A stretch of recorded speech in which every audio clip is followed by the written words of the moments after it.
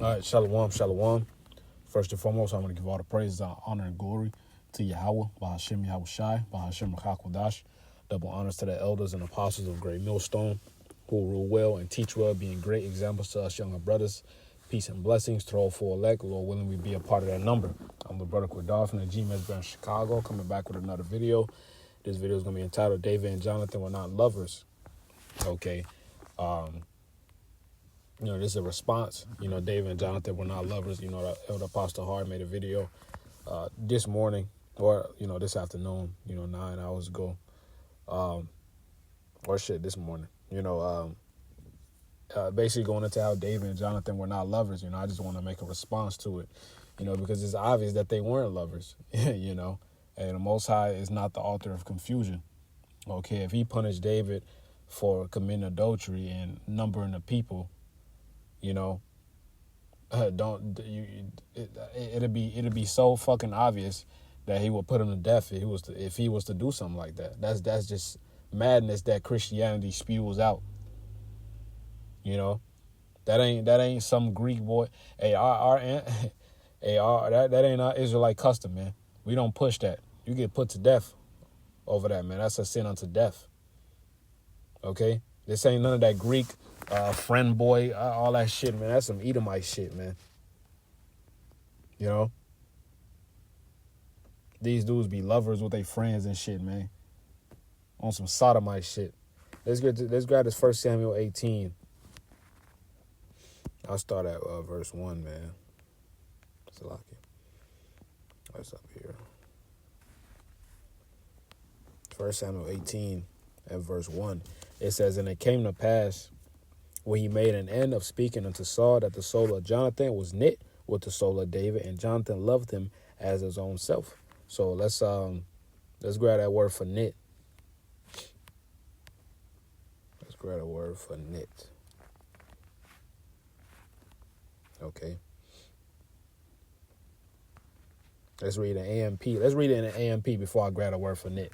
It says, when David, I just seen this is good too. It says, when David had finished speaking to Saul, the soul of Jonathan was bonded to the soul of David, and Jonathan loved him as himself. Okay, so now let's grab that word for knit.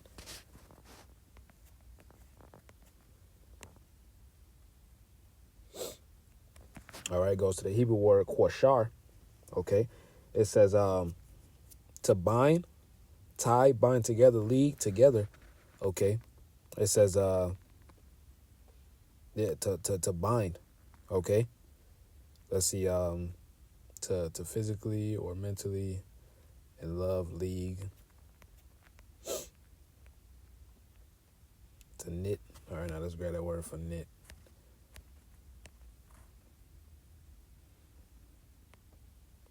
It says interlocking, unite, cause to unite, heal.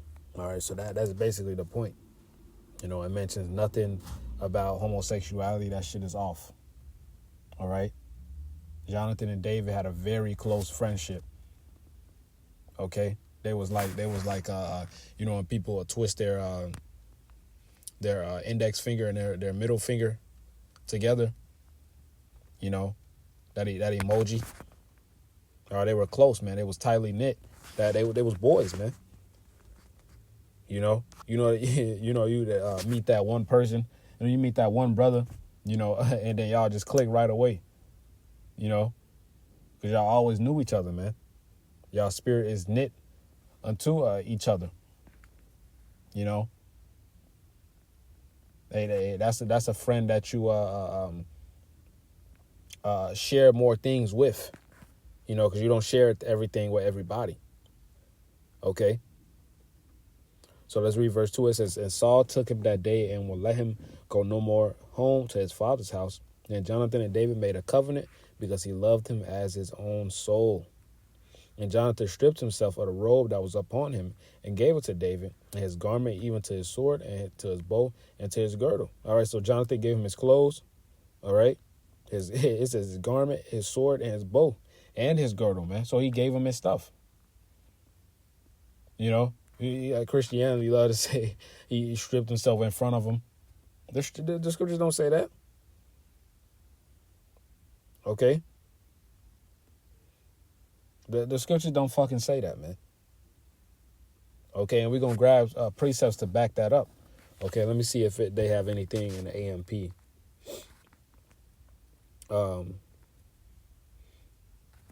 Let's see.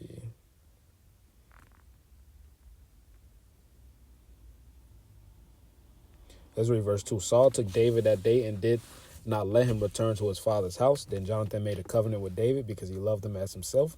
Jonathan stripped himself of the outer robe that he was wearing, okay?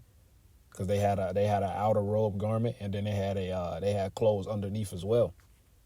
You know, they didn't just have a garment, and then under that they just butt naked. You know, it's like I take off my jacket and give it to a brother. Obviously, I'm gonna have something under that. You know, just throwing that example out there, man. Because you got these Christians love to say that it was some Al-Azhar shit, man. You know. So let's continue to read. It says, with his armor included his sword, his bow, and his belt. Okay, now let me grab this Leviticus 20 and verse 13. It says, if a man also lie with mankind, as he lieth with a woman, okay, both of them have committed an abomination, they shall surely be put to death. Their blood shall be upon them. So that's a sin unto death. A man sleeping with another man. And the Most High is no respecter of persons. Okay, that's a sin. That's a sin unto death, man. Hey, the Lord gonna get you up out of there. You know, David ain't do that. Hey, Jonathan ain't do that. Okay, so that's just a false doctrine preached by these Christians, man, because they don't have the understanding. Okay, let's grab the 2 Samuel 24. I'm gonna just scroll over a few more chapters. Let's see. This is 24 verse 10. Really, you can start at 1, to be honest, but let me see.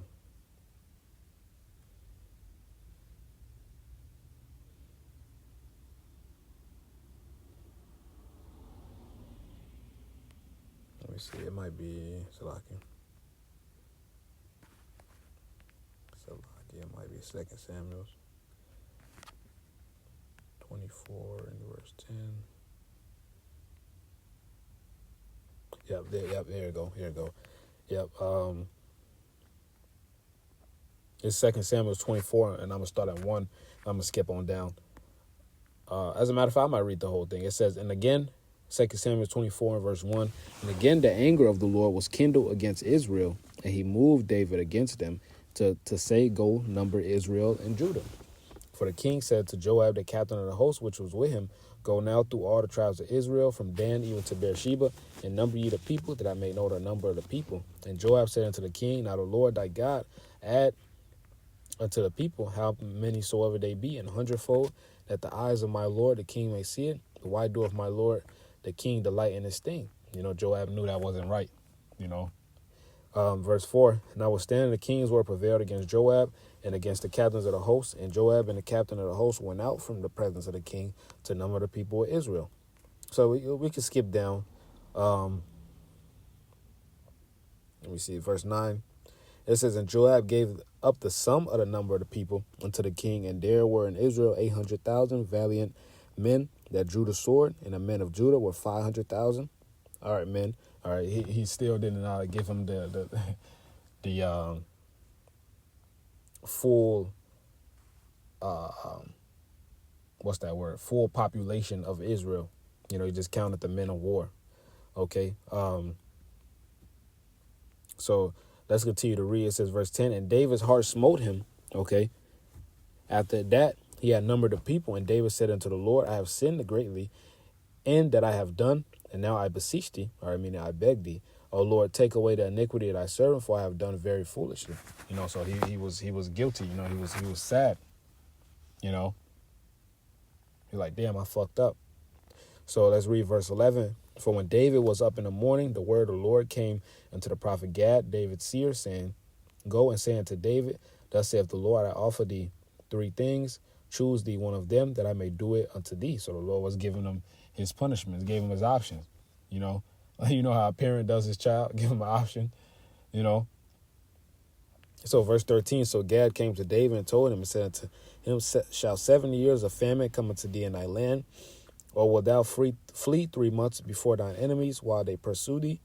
Or that there be 3 days pestilence in thy land? Now advise and see what answer I shall return to him that sent me. And David said unto Gad, I am in great strait. Let us fall now in the hand of the Lord, for his mercies are great. All right, that was added. And let me not fall into the hands of men. So the Lord sent a pestilence upon Israel from the morning even to the time appointed, and there died a people from Dan even to Beersheba, 70,000 men. And when the angel stretched out his hand upon Jerusalem to destroy it, the Lord repented him of the evil and said unto the angel that destroyed the people, it is enough. Stay now thine hand. And the angel of the Lord was by the threshing place, Aranah, the Jebusite. Okay. And that just shows you one angel. it only takes one angel, man. You know? And Yahushua coming with a host.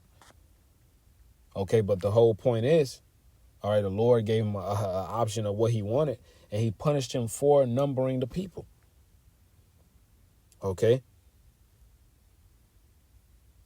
So, the Lord punished David for numbering the people, man.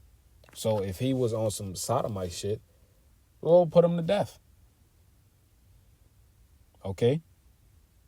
Which obviously we know he wouldn't be on that, but I'm just responding to these stupid-ass Christians, man. All right, let's grab this 1 Corinthians 14 and 33. For the Most High is not the author of confusion, but of peace, as in all churches of the saints. Right, the Most High ain't the author of confusion, man. All right? And if it's something that you think contradicts in the scriptures, it's your understanding that's off. Okay? Because the scriptures makes sense, 100%. Or you have to have the eyes to see and the ears to hear. You have to have that understanding. Okay, and that wasn't given to everyone. And with that comes all these wicked philosophies and these wicked stupid breakdowns, man. You know, but the scripture says, I am set for the defense of the gospel. So we are supposed to attack topics like these, man. You know? And this is a classic topic, you know, that I seen the apostle going to it today. So I was like, shit, let me swing my sword too. You know? So, Lord willing, this is an edifying lesson. I want to give all the praise, honor, and glory unto Yahweh, Bahashim, Yahushai, Bahashim Rechakodash. Double honors to my elders and apostles of Great Millstone. Peace and blessings to those who elect. Lord willing, to be a part of the number. Shalom. Kol Yasharala, Wa Baba Ball.